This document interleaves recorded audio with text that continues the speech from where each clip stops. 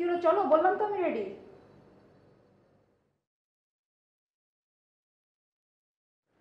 থাক, বাদ দাও, যাওয়ার দরকার নেই। কেন বাদ দেবো কেন?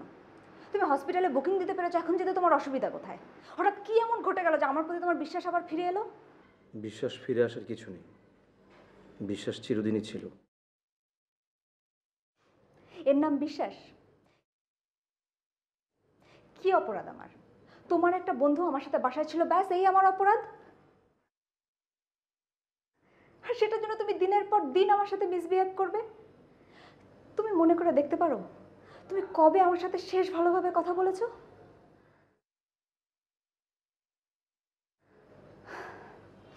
আর তোমার বন্ধু,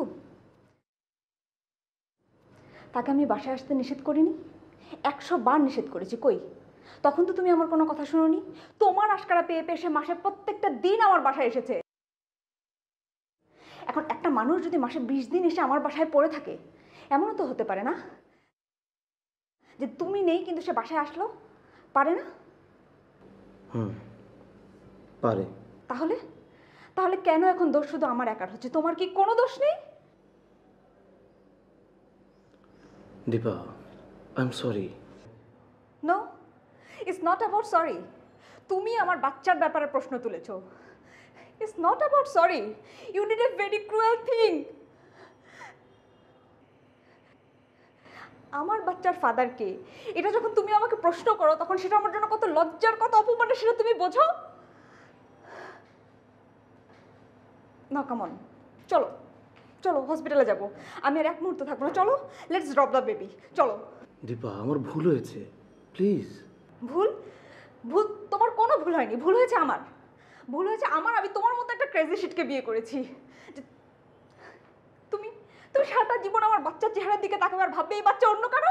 তুমি থামবে? কেন থামবো আমি? কেন থামবো? তুমি ওঠো, এক্ষুনি আমাকে নিয়ে চলবে, চলো। আচ্ছা, কি শুরু করলাম? আমি তো সরি বললাম, প্লিজ। না, সরিতে তো কোনো কাজ হবে না। তুমি তুমি হসপিটালে বুকিং দিতে পেরেছো, তুমি আমাকে নিয়ে যেতে পারছো না?